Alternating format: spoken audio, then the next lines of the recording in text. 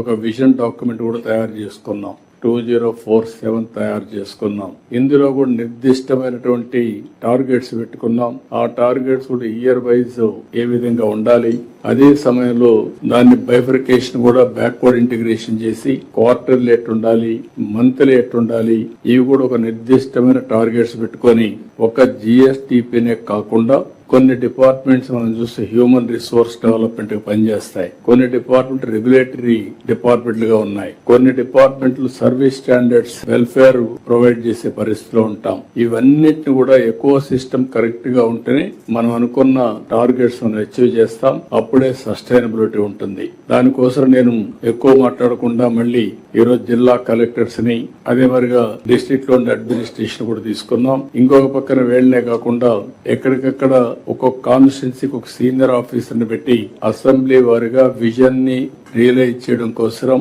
ఒక task force create చేశాం. వాళ్ళు కూడా లైన్ లేక రమ్మని చెప్పడం జరిగింది. ఆ విధంగా జిల్లా కాన్స్టిట్యున్సీ స్పెషల్ ఆఫీసర్ కూడా లైన్ లో ఉన్నారు. ఇక్కడుండే అడ్మినిస్ట్రేషన్ అంతా కూడా ఒక పక్క ministers, secretaries, head of the departments ఉన్నాం. మనం అందరం కూడా గుర్తుపెట్టుకోవాల్సింది ఒకే విజన్, ఒకే డైరెక్షన్.